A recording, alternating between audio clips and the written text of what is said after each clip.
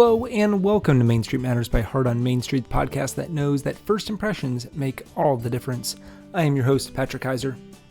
I am so excited for this week. We have lots of great things on tap.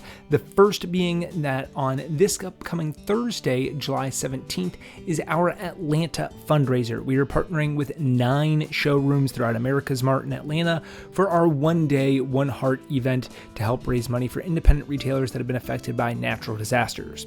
So if you're going to the Gift and Home Trade Show in Atlanta this week, stop by any of these showrooms and ask how you can help.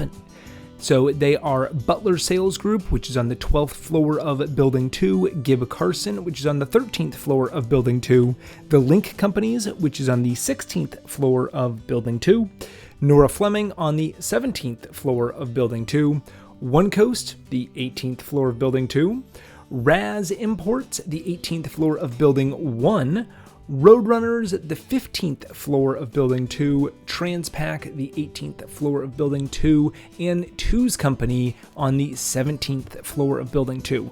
Or you can also go to the Indera meetup, and we will have a presence there as well. So we have participating showrooms on floors 12, 13, 15, 16, 17, 18 of Building 2, and on 18 of Building 1. So basically, anywhere you go, you'll be able to participate in this event. Really, the heart of this is retailers helping retailers. Imagine the absolute devastation you would feel if a storm or fire or flood wiped out your store. And then on top of all the emotional heartbreak that you experience, you find out that the insurance policy that you have is only going to cover a percentage of what it's going to take to get back up and running. And then, of course, federal funding to help rebuild isn't going to come through. You'd feel stuck. Do you rebuild with whatever you've been able to save, or do you just give up on your dream business? No one knows how grueling the life of retail is better than you, and how much time and effort that you put into making your business thrive. This event is about supporting one another and supporting those that have lost everything and are staring at an impossible decision. And they're looking for a lifeline. And you can be that lifeline.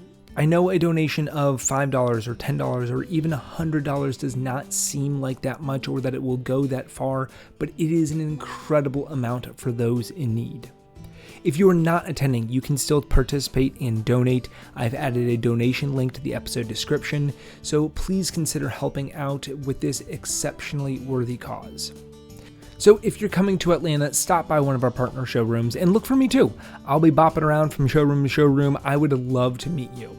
I know at least one brand, Tidewater Sandals in the Gibb Carson showroom, is having a special incentive. If you come in, you try on a pair of their sandals, not only will you get a free pair of their limited edition Heart sandals, but they're also going to make a $25 donation to Heart on Main Street in your name. So win-win, you get some free sandals from Tidewater Sandals at the Gibb Carson showroom, and there's a donation to Heart on Main Street. So I hope to see you there. For today's episode, and actually for the next few weeks, I'm going to be trying something a little bit different. A few weeks ago, I mentioned that my absolute favorite book on retail is called Why We Buy by Paco Underhill, and I floated the idea of doing a little summer book club reading of this book. Well, I actually had some really good feedback about that idea, and so we're going to do it starting today, starting like right now. And I like the concept of this, so we're going to be trying it. I mentioned last week that the biggest buzzword in independent retail is the customer experience. Many retail thinkers and minds often position this as the one element that independent retailers have above all the big box stores, above the online chains, above everything else, is that you get to have a great customer experience. It is great to say that you can create a great customer experience, but how do you actually do that? Last week, I talked about using senses, but I realized there are a lot of great books and articles that talk about different types of experiences, if you know where they are and you have time to read them or time to watch the video about it. So I'm going to be doing that for you. I'm going to go find books that are specifically aimed at retailers discussing ways to improve aspects of their business. I'm going to read through these books, break down their key points into probably about 10 takeaways that you can apply into your stores. And I'll provide tips on how you can add more value to your business. I'm not necessarily going to go chronologically through the book. I'm going to jump around, pull certain themes out of the text, and I'd recommend that you read along and maybe you'll have your own themes of yourself that you find yourself. The very first book that we're going to start with is Why We Buy by Paco Underhill. I've gone through it. I've pulled out 10 different takeaways. And so this will really be broken into 10 segments for this book that we can all learn along the way. I'll be releasing these probably every week, so you'll have time to take in the information, maybe start implementing some things. I might do a couple per week if the mood really strikes me, because spending like 2.5 months on one book seems like a really long time, so I might be releasing these a little bit more often than our normal weekly cadence. So, are you ready? I hope so, because here we go. Our first takeaway in Why We Buy is about how the retail experience begins outside the store. Before the customers even get into your store, they're making impressions about the experience that they're going to have inside of it. In this episode, we're going to be talking about things that you can do to really create that experience outside of your store. The first point is that stores should have something to engage the customers outside. Again, the store experience begins outside the store. Even before customers step foot in the store, they are subconsciously making decisions about the store and thoughts about whether they want to go in and whether they want to make a purchase. Retailers should really focus on the external experience of their store, including elements that engage the senses. So going back to last week's episode, is there a way to stimulate your sight, smell, hearing, touch, or taste while people are still outside the store? Studies have shown, and since this is a big element in Why We Buy, there's going to be a whole nother episode dedicated to engaging the senses. However, studies have shown that people tend to buy more when their salivary glands are activated. So when you're smelling or tasting something, you're more likely to make a purchase.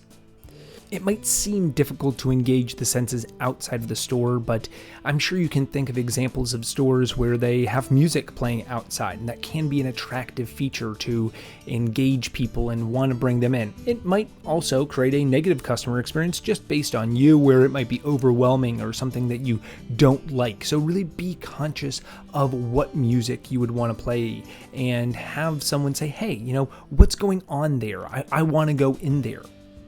What about smells? Again, activating the salivary glands. Consider this. If there's a way to release a scent onto the sidewalk that attracts people and makes them curious about the store, that can help increase foot traffic. Now, certainly visually is probably the easiest to picture in your head. You want good window displays. We'll talk all about window displays here in just a second, but that's a big part of the outside experience that people have. Another point on the outside engagement is focusing on your signage and possibly additional signs. Typically, store signage is flat up against the building, displaying the store's name in the branded colors. But not all stores follow this model, and it might not be appropriate to do so based on your store's location and how people would approach and interact with the store. If someone is maybe walking across a parking lot and approaching your store face on, having that sign above the door is incredibly effective.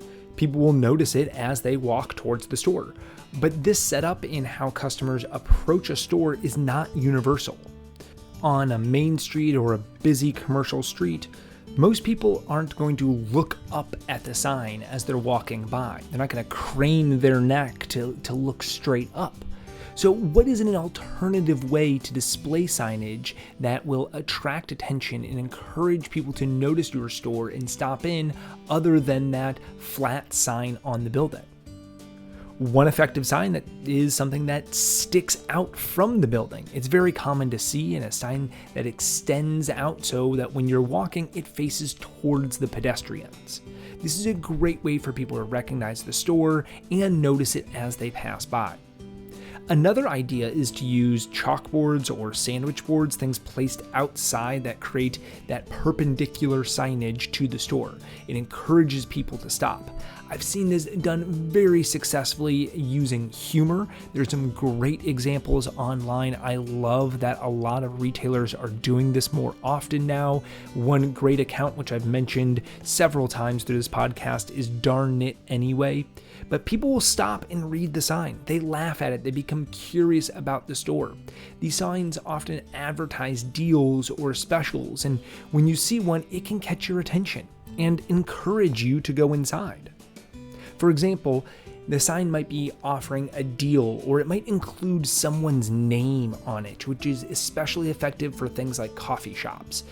Something around the lines of, if your name is blah, blah, blah, you get a free drink or 20% off your purchase today. This approach helps attract attention and encourages foot traffic, and when humor is used, it becomes a trendy and Instagram-worthy prompt for people to take pictures of your sign. Rotating your signs with funny content keeps the interest alive, and if you do this regularly, people are going to be looking forward to new posts. So for stores that are having trouble finding social media, this is a great way to generate content, to show off your humorous signs or your personality. It gets people to take pictures with them. You can take pictures with them and post that. People can share it. Followers will stay engaged and eager to see what you're going to post next. Something else that you can do to engage customers outside is having seating.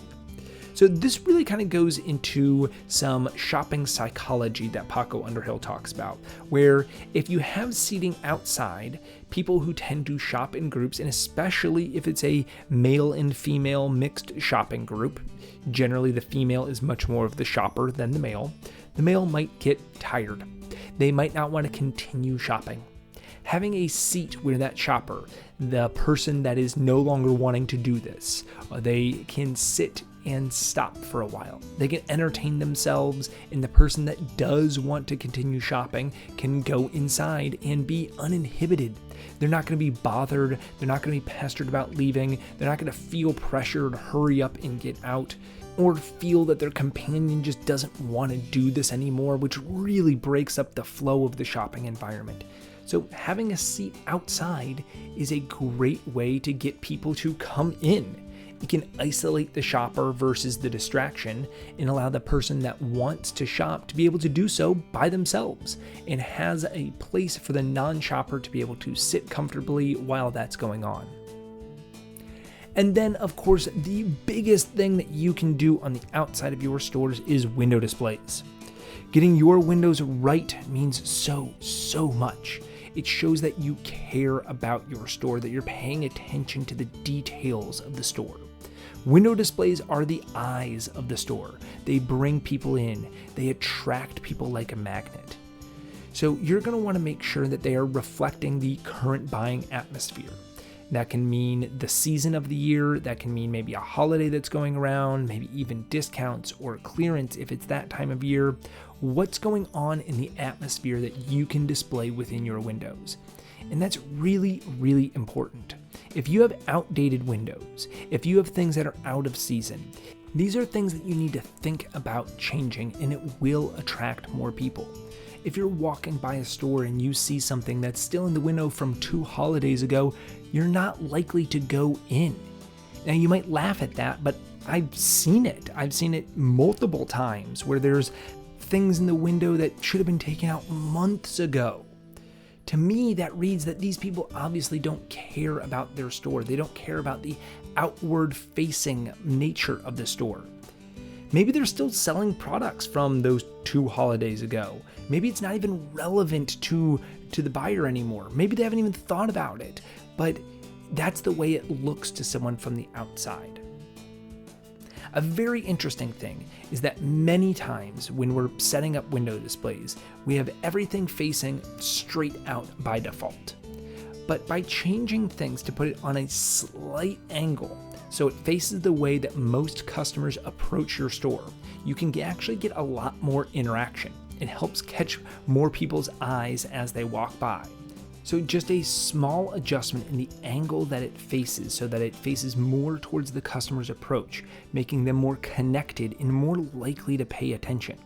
So take a look at your displays and consider, instead of having everything facing straight out, angling it slightly so that when people walk by, they almost make eye contact with the mannequin. This creates a much more successful window than one where everything is facing straight forward. And if you're wondering which way people generally approach your store from, research from Why We Buy shows that it's usually coming from the left. The next point that Underhill has about window displays is having retailers look at what they include in the display, and maybe editing some things down. Often with retail windows, there is this tendency to want to put together this great big display with 40 items and really have this eye-catching device. And 40 items can be fine, but sometimes 5 really well merchandised items can be a whole lot better. Again, think about this from the customer's perspective. If they're walking by the window, and they're walking fairly quickly as people do, there's a lot of small items. It's going to be hard to see and hard to distinguish and hard to know what you have in your store that they might want to stop in and look for. But a few large items that are really well done can get the point across just as well and be easier for the customer to see, understand, and decide whether they want to stop in and shop. So look for areas where you can maybe edit your windows, cut some things down, maybe do a little bit more with less within that window display. And then finally, the last point on window displays is that window displays should be changed frequently. This goes back to my point before of not having older merchandise and connecting to something that's upcoming rather than something that has passed. But consider the current shopping climate in upcoming holidays. You can really update them monthly, even though many retailers hesitate because it requires time and effort. And sometimes the windows are difficult to access, and that makes the process seem like this big whole ordeal. However, more frequent updates attract more people, and they'll think that there's new product inside and become curious about what's going on in the store. Paco Underhill recommends changing your windows based on your customer frequency. If your average customer visits your store every 2 weeks, then you should be updating your displays accordingly. And this might seem like a lot. I know it does to me, and your average customer might not be coming in every 2 weeks. But his point is that if every time your customer comes in, the windows are different, there's something else featured there, then they're going to be looking at your store differently every single time. They might buy something or notice something that they hadn't the last time they were in. And that is what will increase more customers, that will increase their spend within your store, that will get them to be coming back more and more often because they'll think that there's more different things in your store. So our first element of our first book club from Why We Buy is that as a business owner, it's important to analyze the outside of your retail store and understand that the store experience starts before anyone even ever sets foot within your store, that they're having an experience there, they're understanding things about your store before they've even walked in. So analyze, could maybe your signage be improved? What about your window displays? Can you alter the angle on how items are shown or swap out products more often? Does the window look the same as when a customer last visited? What does the storefront communicate to the shopper walking by? Where are there opportunities to engage your customers before they even step inside your store? Remember, the retail experience begins outside.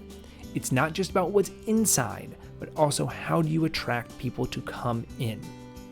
So how can the outside of your store be made more appealing to more customers? And how do you make that an experience of itself? So that's my challenge for you this week. Look at the outside of your store with completely fresh eyes. What do you want to see from your store? What can create a greater experience that will help get more foot traffic, that will attract more people to come inside? Until next week, stay safe, shop local, and keep your heart on Main Street. This episode was written, produced, researched, and edited by me, Patrick Keiser, with a very special thanks to Paco Underhill, the author of Why We Buy.